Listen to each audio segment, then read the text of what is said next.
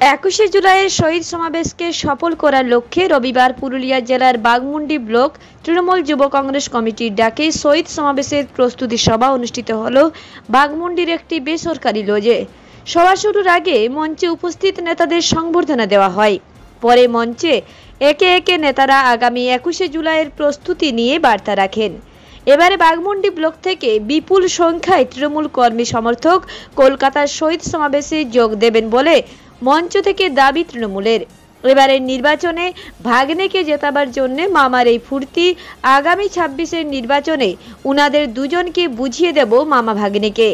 আজকে এই 21শে জুলাইয়ের প্রস্তুতি সভা মঞ্চ থেকে মামা ভাগ্নের নাম উল্লেখ না করে কটাক্ষ করলেন পুরুলিয়া জেলা পরিষদের সহ সভাধিপতি সুজয় বন্দ্যোপাধ্যায়।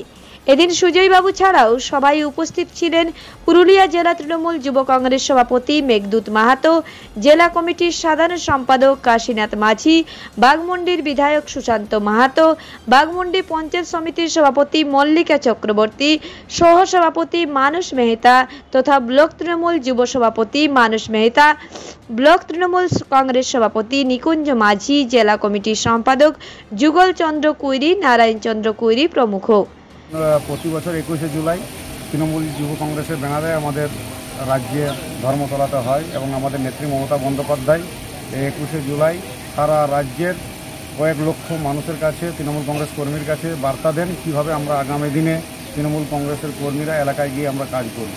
আজকেও সেই 21শে জুলাই 2024 তার প্রস্তুতি সভা উপলক্ষে বাঘমুন্ডি ব্লক তৃণমূল যুব কংগ্রেস যে উদ্যোগ নিয়েছে এবং ব্যাপক সংখ্যায় তৃণমূল যুব কংগ্রেসের কর্মীদেরকে নিয়ে যে উৎসাহ এবং উদ্দীপনা নিয়ে আজকের এই প্রস্তুতি সভা হয়েছে, আমি মনে করি বিগত দিনের যা রেকর্ড তৃণমূল যুব কংগ্রেসের নেতৃত্বে বাঘমুন্ডি ব্লকে সবথেকে বেশি সংখ্যায় এবারও কর্মী কিন্তু আমাদের কলকাতা রাজপথে যাবে, এটাই আমি আশা করছি।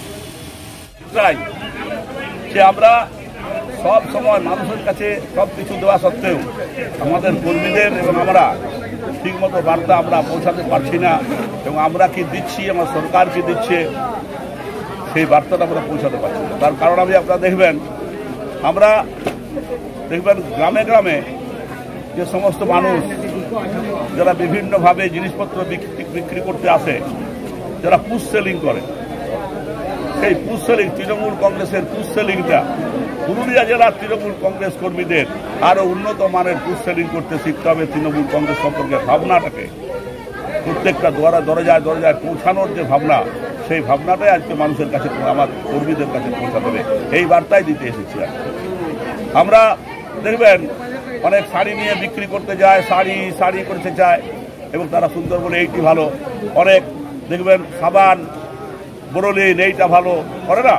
তো আমাদের অনেক উন্নত মানের সমস্ত কিছু আছে, কিন্তু সেলিংটা আমাদের কর্মীরা ঠিকমতো করতে পারে না, এইটা আমরা বোঝাতে এসেছি আমাদের কর্মীদের। আচ্ছা, আজ মঞ্চ থেকে আপনি জানালেন যে দলে নাকি আপনি সম্মান পাচ্ছেন না, সেই বিষয়ে না, এটা বলিনি। মনে হয় দলের সম্মান বড় কথা নয়, আমার কথা হচ্ছে দল যেটা বলেছে, যা করেছে, আমি সেটাই নতমস্তকে বেড়ে নিয়ে দলের মধ্যে থেকে দলকে এগিয়ে নিয়ে যাই, এটাই আমার এই গল্প। বাঘমুন্ডি থেকে দীনেশ চন্দ্র কুইরি রিপোর্ট, রূপসী বাংলা মিডিয়া।